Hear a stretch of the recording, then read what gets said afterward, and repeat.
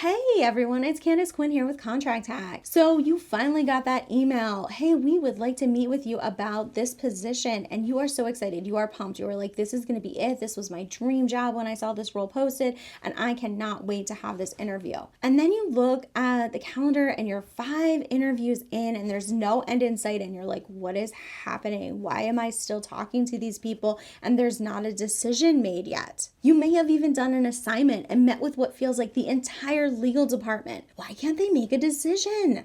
Just vote. Just vote.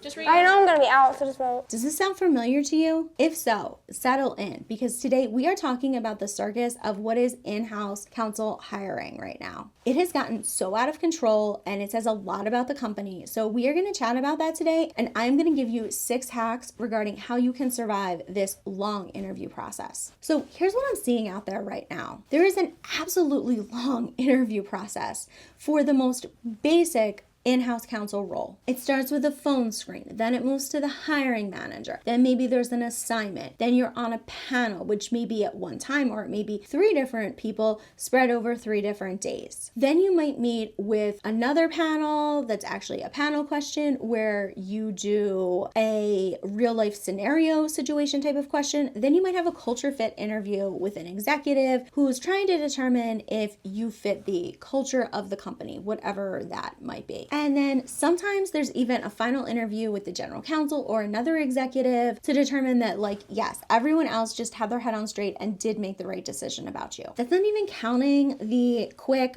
hey, can we hop on a quick call from the recruiter where they just keep asking you about your salary and what your 2-week notice will look like. It's a very long, drawn out process right now. We used to have a 2 to 3 interview process for in-house positions, but now we've gone to what feels like a nomination for the Supreme Court, quite frankly. And here's the kicker. After all of that, after that long process, you still might get we went with another candidate. In fact, they may even call you to tell you they went with another candidate. You think they're calling you to tell you you got the job, and they're calling you to say you didn't get the job. Awkward. Look, I get it. Companies want to make the right hire, and employees want to make the right decision on where to go. Legal is a critical function, and bad hires are expensive. But somewhere along the way, employers just lost the plot. This isn't thorough vetting anymore. It's just decision paralysis through what they call process. So why has it gotten so bad? Well, there's a few reasons that I see. And the first one is that there's just too many cooks in the kitchen. There are too many people who decided they need to weigh in on a hire, even when they won't even substantively work with this person. And it just adds to the process. Nothing of value, but just a lot of time. Number 2 is there's a lot of risk aversion, and with legal teams, it becomes risk aversion on steroids. In-house counsel roles are increasingly seen as long-term investments, and so they want to make sure that they're investing their money in the right person. Since there's no billable model to justify your existence, your value comes from the work that you produce. And if you're not producing good work, then you're just overhead. This leads companies to just overthink the hiring process. They interview you to death because they're just afraid of making a mistake. Now, reason number 3 for all these interviews is the remote work environment. Companies are able to schedule more interviews easily because people can just appear on Zoom and don't have to come into the office. They don't have to fly people across the country. There's no travel time, and people don't have to fully be present in order to interview. And that is problematic because it has led to this just overgrowth of interview process. When there's no friction for the interview, they're able to just keep piling on. Number 4 is just the employer market right now. Employers know they can get away with this lengthy interview process and these unpaid tasks and assignments. And so that is what they are doing right now. When there's a lot of talented attorneys looking for roles, employers are able to run this gauntlet and make attorneys jump through hoops in order to get a position. I'm not sure why they want to waste their time, but they will do it, and we don't really have a say in it if we want that role. Now, be clear, I'm not saying this to depress you. I'm just saying this so that you're prepared to run this gauntlet if you are looking for a new position. And once you know the game, you can play it so much better. So now I'm going to share my 6 hacks for how you can be prepared to run this gauntlet and end up with the position at the end of it. Here's how you can stay sane and maintain your leverage. Hack number 1, set your expectations early. It's a fair game after your 1 or 2 interviews in to ask what the process looks like and try to figure out what the timeline is going to look like as well. This will do do two things. One, it signals to the employer that your time matters to you and that you are going to set boundaries. And two, it lets you know in advance if this is a really long process and you're not super interested in the job, you can just bow out then. Hack number 2, manage your availability strategically. You don't have to be available at the drop of a hat for an interview or a call. You can give them availability a week or two in advance if that is when you're actually available, or even if that's just when you want to be available. This will communicate to them that you're a working professional who just doesn't have availability for endless interviews and meetings, i.e., you're not desperate. Hack number 3, it's okay to ask them for efficiency. If they are going to schedule you with 3 panel interviews, you can ask them to do them all in a row in 1.5 hours instead of 3 different days at 3 separate half-hour increments. Go ahead and ask them to include the panel interview as all 3 people at one time rather than 3 separate ones. Maybe you can even hit it out of the park in just a 30-minute panel interview rather than 3 separate one-on-one interviews. You'd be surprised how often recruiters and hiring teams just haven't thought about consolidating. Hack number 4, reframe the take-home assignment. Take-home assignments are becoming very controversial because they are becoming longer and longer, and honestly, I don't think it's fair to ask someone to do 10 plus hours of work without paying them. But if you're okay with doing the take-home assignment, ask them if you can use this as a piece of your portfolio. If you've done this work and it's to showcase how good you are as a lawyer and how good you'd be at an in-house counsel position, then they should have no problem allowing you to put that in your portfolio so that you get something from this take-home assignment as well as them. And even if they tell you no, that doesn't mean you can't use it. You just need to redact it, anonymize it, and use it in that way. If the assignment feels just way too excessive for the position, then go ahead and ask them if you can cut it down.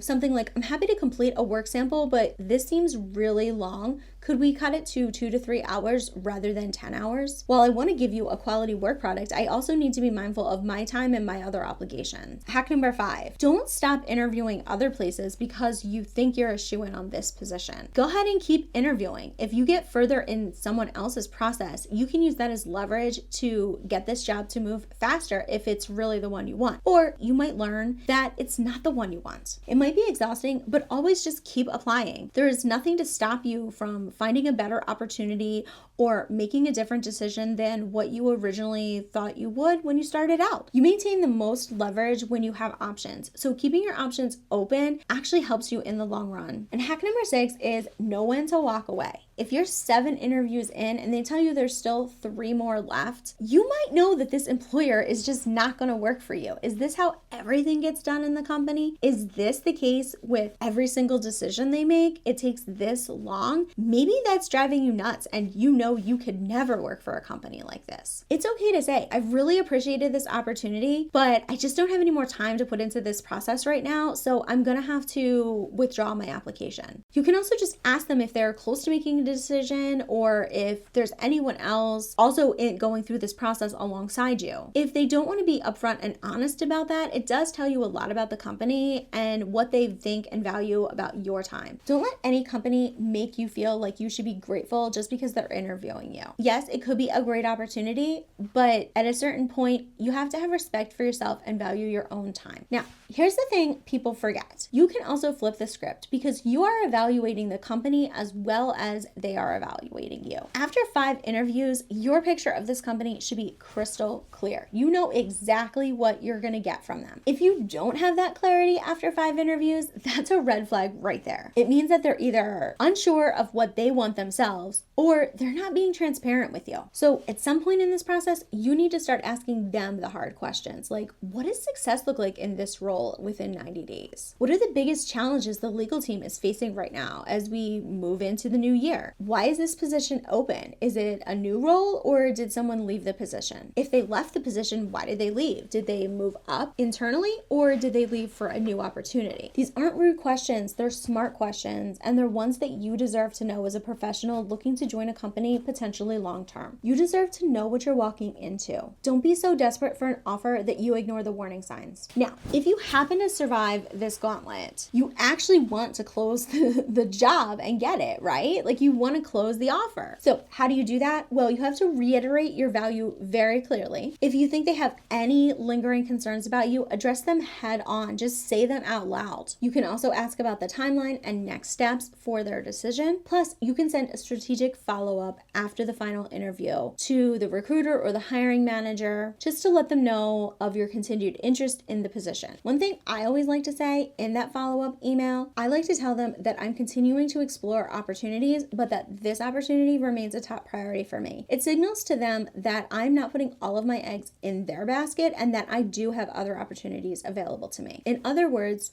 I want this opportunity, but I'm not that desperate either. The hiring process has just gotten out of control, and there's no sugarcoating that. But you need to remember, you are not powerless in this situation. You actually hold a lot of power. You have skills, you have value, and you have agency. So don't let a drawn out hiring process make you feel like you need to be happy just to get some scraps. You're not auditioning for their approval. You're evaluating whether this job is right for you or not. So yes, go ahead and play their game, but be strategic about it and don't ever let them get you down, because you will find that right role for you. All their process is telling you is that the role probably isn't the right one for you if it takes that long. If a company can't see your value after 3 interviews and a work sample, well, that's on them and it's not on you. Trust me. So are you looking to make a move soon? If so, go ahead and download my free lateral move decision matrix. You can use the QR code on the screen, or you can follow the link in the pinned comment and description below. And if you're looking for some one-on-one coaching advice about your job move, then go ahead and schedule a free call with me. You can follow the QR code on the screen or the link in the pinned comment and description below. I would love to chat with you about your goals and priorities and what options I think are available to you. Now, if you love this video or it resonated with you, go ahead and drop a comment in the comments below about the weird hiring situation you just went through. I would love to hear it, as would everyone else. We are not alone in these weird situations. All right, bye for now, hackers.